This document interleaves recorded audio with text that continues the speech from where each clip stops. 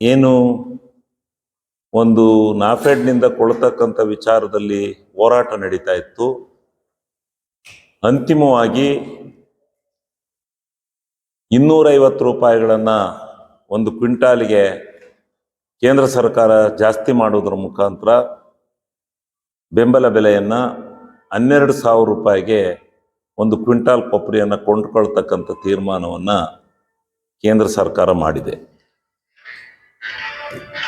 ಇವತ್ತು ಕೇಂದ್ರ ಸರ್ಕಾರ ಮಾಡಿರ್ತಕ್ಕಂಥದ್ದನ್ನು ನಾವು ಸ್ವಾಗತಿಸ್ತೇವೆ.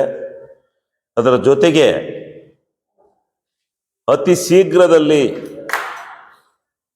ನೀವು ನಾಫೆಡ್ ಕೇಂದ್ರಗಳನ್ನು, ಖರೀದಿ ಕೇಂದ್ರಗಳನ್ನು ತೆರೆದೇ ಹೋದರೆ, ನೀವು ಖರೀದಿಸ್ತಕ್ಕಂಥ ಪ್ರಕ್ರಿಯೆಯನ್ನು ಪ್ರಾರಂಭ ಮಾಡದೆ ಹೋದರೆ ಜನ ಸಂಕಷ್ಟದ ಸುಳಿಗೆ ಸಿಗ್ತಾರೆ. ಉಳ್ತಕ್ಕಂಥವರು ಕೊಬ್ಬರಿಗಳನ್ನೆಲ್ಲ ಕೊಂಡಿಡೋಕ್ಕೆ ಪ್ರಯತ್ನ ಮಾಡ್ತಾರೆ. ಅದಕ್ಕೋಸ್ಕರ ನೀವು ಅತಿ ಶೀಘ್ರವಾಗಿ ಮಾರುಕಟ್ಟೆನಲ್ಲಿ ಖರೀದಿ ಕೇಂದ್ರಗಳನ್ನು ಪ್ರಾರಂಭಿಸಬೇಕು ಅಂತ ಹೇಳಿ APMC ಕೇಂದ್ರಗಳಲ್ಲಿ ಖರೀದಿ ಕೇಂದ್ರಗಳನ್ನು ಪ್ರಾರಂಭಿಸಬೇಕು ಅಂತೇಳಿ ನಾನು ಕೇಂದ್ರ ಸರ್ಕಾರವನ್ನು ಒತ್ತಾಯ ಮಾಡ್ತೇನೆ. ಇದು ಕೇಂದ್ರ ಸರ್ಕಾರ ಮಾಡ್ತಕ್ಕಂಥ ನಿರ್ಣಯ, ಆದ್ದರಿಂದ ಕೇಂದ್ರ ಸರ್ಕಾರವನ್ನು ಒತ್ತಾಯ ಮಾಡ್ತೇನೆ. ನಾನು ನನ್ನ ರೈತ ಬಾಂಧವರಲ್ಲಿ ಒಂದು ಮನವಿ ಮಾಡ್ತಾ ಇದ್ದೇನೆ. ಈಗಾಗಲೇ ಬೆಂಬಲ ಬೆಲೆಯನ್ನು ಕೇಂದ್ರ ಸರ್ಕಾರ 250 ರೂಪಾಯಿನ ಹೆಚ್ಚಿಸಿ 12,000ಕ್ಕೆ ಹೋಗಿರೋದ್ರಿಂದ ಅದು 12,000 ಸಿಗುತ್ತೆ.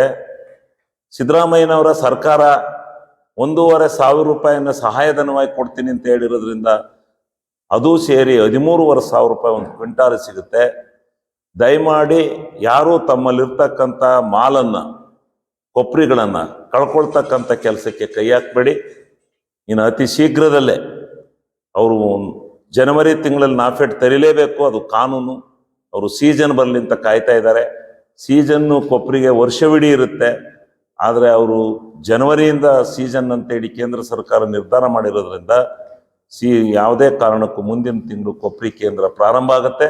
ಅದರಿಂದ ಯಾರೂ ಸಹ ಕೊಬ್ಬರಿಗಳನ್ನು ಮಾರ್ತಕ್ಕಂಥ, ಕಳ್ಕೊಳ್ತಕ್ಕಂಥ ಕೆಲಸವನ್ನು ಮಾಡಬೇಡಿ. ಜೋಪಾನವಾಗಿ ಕೊಬ್ಬರಿನ ಇನ್ನು 1 ತಿಂಗಳು 2 ತಿಂಗಳು ಕಾಯಬೇಕು ಅಂತ ಹೇಳಿ ನಾನು ನನ್ನ ರೈತ ಬಾಂಧವರಲ್ಲಿ ಮನವಿ ಮಾಡಿ, ಇವತ್ತು ಈ ಒಂದು ಒಟ್ಟು 12,000 ಒಂದು ಕ್ವಿಂಟಾಲ್ಗೆ ಬೆಂಬಲ ಬೆಲೆ ಮತ್ತು 1,500 ರೂಪಾಯಿಯನ್ನು ಕರ್ನಾಟಕ ಸರ್ಕಾರ ಸಹಾಯಧನವಾಗಿ ಕೊಡೋದ್ರಿಂದ ಒಟ್ಟು 13,500 ರೂಪಾಯಿ ಸಿಗುತ್ತೆ. ಈ ಕಾಲಾವಕಾಶಕ್ಕಾಗಿ ನೀವೆಲ್ಲ ಕಾಯಿರಿ ಅಂತೇಳಿ ಕರ್ನಾಟಕ ರಾಜ್ಯದ ಕೊಬ್ಬರಿ ಬೆಳೆದಿರ್ತಕ್ಕಂಥ ನನ್ನ ಎಲ್ಲ ರೈತ ಬಾಂಧವರಿಗೆ ನಾನು ಮನವಿಯನ್ನು ಮಾಡ್ತಾ ಇದ್ದೇನೆ.